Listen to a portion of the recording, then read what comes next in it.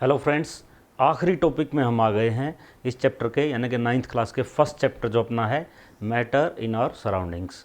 अपना आखिरी टॉपिक है इवेपोरेशन। इम्पोर्टेंट टॉपिक है, इस पर बहुत सारे मल्टीपल चॉइस क्वेश्चंस या रीजन असर्शन टाइप क्वेश्चंस बनते हैं, और अगर बोर्ड लेवल की बात करें तो भी ये 3 मार्क्स का अच्छा क्वेश्चन बनता है कि इवेपोरेशन क्या है, कौन से फैक्टर्स इसको अफेक्ट करते हैं, और इसके बहुत सारे एग्जाम्पल्स हैं, उनकी हम बात करेंगे। तो इवेपोरेशन क्या है, देखिए आपको कंफ्यूज नहीं होना है। एक हमने पढ़ा वेपराइजेशन, यानी कि जब लिक्विड को हम क्या कर रहे हैं, हीट कर रहे हैं, लेटेंट हीट ऑफ वेपराइजेशन, और फिर वो किस में बदलता है, गैसेज में। तो मिलती जुलती टर्म्स है लेकिन थोड़ी सी अलग भी है उससे, इसीलिए यहाँ पर लिखा है इवेपोरेशन वर्सेस बॉइलिंग, इसकी भी हम बात करेंगे। तो इवेपोरेशन का मतलब होता है कि जब लिक्विड गैस में कन्वर्ट होता है, when liquid is converted into gas at all temperatures, room temperature पर भी होता है। यानी कि हर बार ये ज़रूरी नहीं है कि लिक्विड जो है वो गैस में बदलेगा और उसको गर्म ही करना पड़े। जैसे कि 1 गिलास पानी आप घर में फ़र्श पे डाल दें तो क्या वो ऐसा ही रहेगा 1 हफ्ता, 10 दिन, 20 दिन, या ख़त्म हो जाएगा, उड़ जाएगा अपने आप? तो अपने आप भी क्या होता है, वेपर्स की फॉर्म में वो ख़त्म होता है, वहाँ से चला जाता है। तो इवेपोरेशन क्या है, ये सभी यानी कि रूम टेम्परेचर पर भी होता है जब लिक्विड गैस के अंदर कन्वर्ट हो, उसको बोलते हैं इवेपोरेशन। याद रखो दोस्तों, इवेपोरेशन एक एंडोथर्मिक रिएक्शन है। एंडोथर्मिक रिएक्शन वो होती है जिसमें हीट एनर्जी अंदर ली जाती है। एंडो का मतलब होता है इन, यानी कि अंदर, तो इसमें हीट एनर्जी अंदर ली जाती है, यह एंडोथर्मिक रिएक्शन है। अगर यहीं पर मल्टीपल चॉइस में आपसे पूछ ले कंडेंसेशन क्या है, तो इसके अपोजिट है, यानी कि ये कैसी है, ये एक्सोथर्मिक रिएक्शन है, इसमें हीट बाहर निकलती है। फिलहाल हम इवेपोरेशन की बात कर रहे हैं, तो इसमें तो यही है कि इवेपोरेशन क्या है, एक एंडोथर्मिक रिएक्शन है। कंडेंसेशन क्या है, एक्सोथर्मिक रिएक्शन है। क्या इसके लिए लेटेंट हीट ऑफ वेपराइजेशन की जरूरत पड़ेगी? बिल्कुल जरूरत पड़ेगी। तो लेटेंट हीट ऑफ वेपराइजेशन, इसकी ज़रूरत भी पड़ेगी, यानी कि इसमें यूज़ होती है। ये बात आपको याद रखनी है। इवेपोरेशन कहाँ होता है, अगला इंपॉर्टेंट पॉइंट, ये सरफेस पर होता है। तो हम कहेंगे कि इवेपोरेशन क्या है, एक सरफेस फिनोमिनन है। किस तरह से होता होगा ये देखिए, जैसे कि ये एक वेसल है और इसमें ये लिक्विड भरा हुआ है, तो देखिए इसका कारण क्या है, कोज पढ़ रहे हैं हम, कोज ऑफ इवेपोरेशन। लिक्विड के मॉलिक्यूल्स की जो काइनेटिक एनर्जी है, जो गतिज ऊर्जा है, वो सब की एक जैसी नहीं होती है। कुछ की ज़्यादा होती है, कुछ की कम होती है। तो जिनकी काइनेटिक एनर्जी ज़्यादा है वो क्या करते हैं, सरफेस से, क्योंकि जो देखिए इनमें क्या है, आपस में फोर्स ऑफ अट्रैक्शन ये बंधे हुए हैं, तो जिनकी काइनेटिक एनर्जी ज़्यादा है तो क्या करेंगे, इस फोर्स को ब्रेक करके और यहाँ से चले जाएंगे। इसी को हम इवेपोरेशन बोल रहे हैं। लेकिन ये जाएंगे कहाँ से, ये इसके अंदर से नहीं जाएंगे, जो ऊपर वाला सरफेस है, ये जो मॉलिक्यूल यहाँ हैं ये जाएंगे। ये आप +1 क्लास में और भी डिटेल से पढ़ेंगे, वैसे कोई मुश्किल बात नहीं, यहाँ भी आप समझ सकते हैं। यहाँ जो मॉलिक्यूल है ना लिक्विड का बीच में, यानी कि बल्क में, इसको बोलते हैं बल्क, और ये क्या है, ये है सरफेस। तो इवेपोरेशन सरफेस पर होता है ना कि बल्क पर। तो बल्क में जो मॉलिक्यूल है इस पर तो चारों तरफ से फोर्स ऑफ अट्रैक्शन है, ये तो बंधा हुआ है बेचारा चारों तरफ से।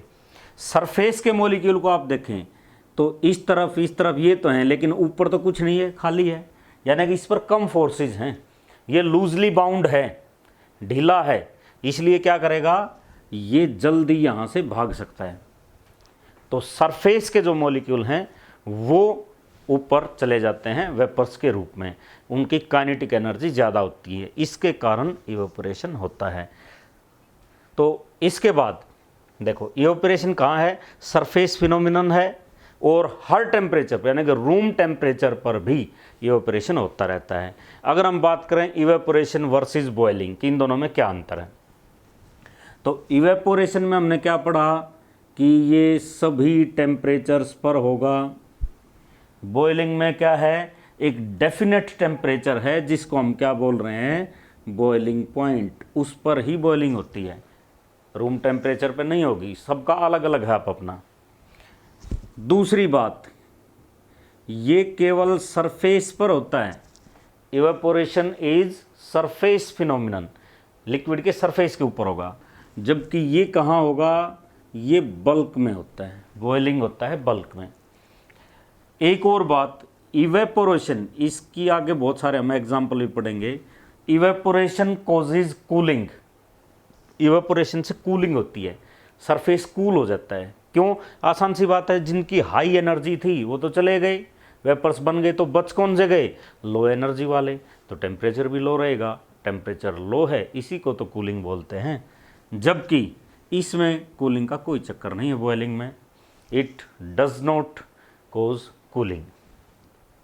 अब हम बात करेंगे फैक्टर्स की कि इवेपोरेशन को कौन कौन से फैक्टर्स अफेक्ट करते हैं, किस किस का रोल होता है। सबसे पहले है नेचर ऑफ लिक्विड, ये बड़ी आसान सी बात है, इनकी लाइन बना के आप आराम से लिख सकते हो। फिर हर वीडियो में बता रहा हूँ, नोट्स वेबसाइट ये है, इस पर मिलेंगे आपको ये एज इट इज़ सारी चीज़ें, तो बहुत ज़्यादा सुविधा हो जाएगी, बहुत अच्छा रहेगा। आप उनका प्रिंट भी ले लें और वीडियो देखते रहें और साथ साथ नोट्स रख लें, तो आपकी बहुत कम समय में बहुत अच्छी और ज़बरदस्त तैयारी हो जाएगी। नेचर ऑफ लिक्विड, देखिए हर लिक्विड में जो फोर्स ऑफ अट्रैक्शन है ना, वो अलग अलग होते हैं, किसी में ज़्यादा किसी में कम।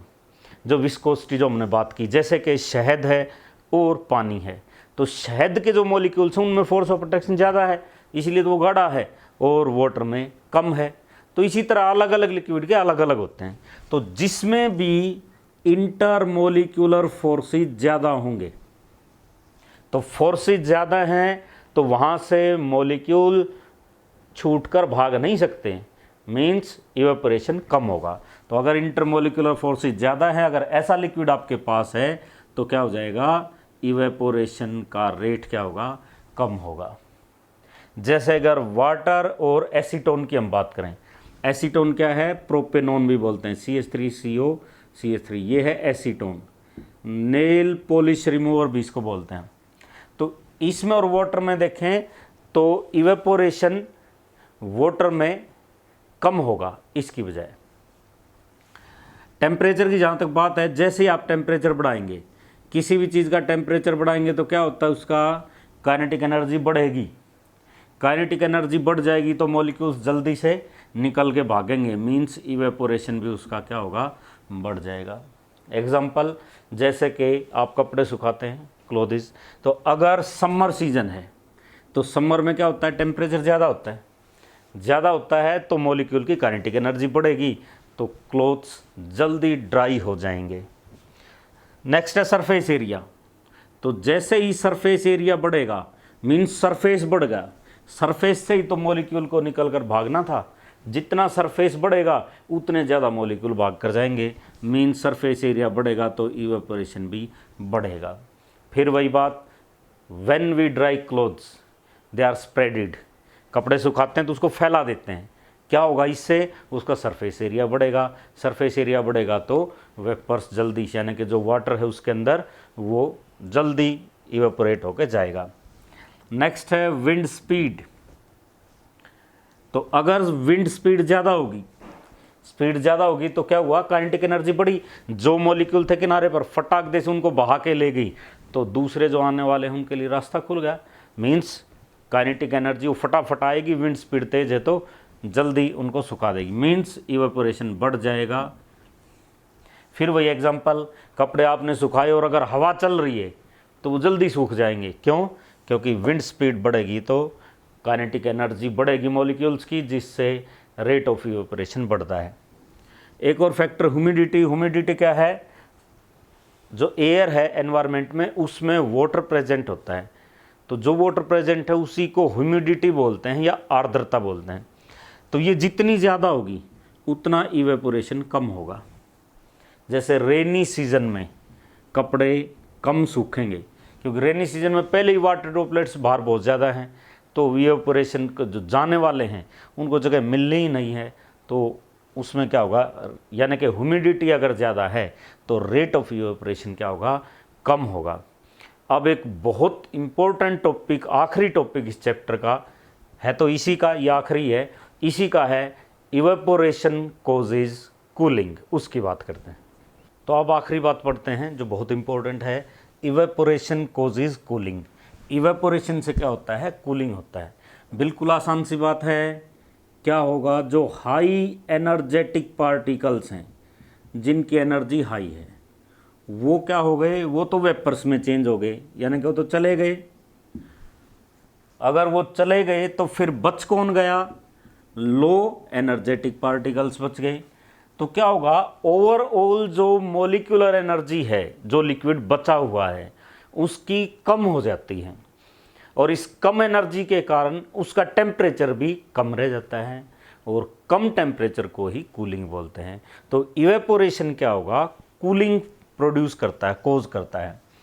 बहुत सारे एग्जाम्पल इसके हैं, जैसे नेल पॉलिश रिमूवर, अभी जिसका नाम रखा था हमने एसीटोन, और ये पाया था कि ये फास्ट इवेपोरेशन होता है इसका वाटर की बजाय। तो ये जो एसीटोन है या प्रोपेनोन नेल पॉलिश रिमूवर है, अगर इसको आप पाल्म हथेली पे रखें तो ठंडी हो जाती है। क्यों, क्योंकि वो हथेली की अपनी जो मसल्स हैं, जो सेल हैं, वहाँ से एनर्जी लेके वो पार्टिकल्स, और जिनकी एनर्जी बढ़ती है वो चले जाते हैं। फिर जो बचा हुआ जो लेफ्ट ओवर लिक्विड है, उनकी एनर्जी भी कम है, कम एनर्जी है तो टेम्परेचर भी कम रहेगा, और वहाँ पर हमें कूलिंग की फीलिंग आती है। इसी तरह ग्राउंड है, ओपन ग्राउंड, गांव में आपने देखा होगा या शहरों में भी, या छत है, रूफ। तो जब बहुत ज़्यादा गर्मी के दिन होते हैं, हॉट सनी डे, तो क्या करते हैं, वाटर स्प्रिंकल करते हैं, पानी का छिड़काव कर देते हैं हम। इसका भी क्या कारण है, जैसे ही हम ऐसा करेंगे तो जो हाई एनर्जेटिक पार्टिकल्स हैं वो वेपर्स के रूप में जाएंगे और उसकी एनर्जी ले जाएंगे। जो हॉट सरफेस था उसकी एनर्जी लेंगे, एंडोथर्मिक है ये, तो उसकी एनर्जी लेकर ही तो वो इवेपोरेट होंगे, फिर ओवरऑल कम एनर्जी बचेगी और वहाँ भी कूलिंग होती है।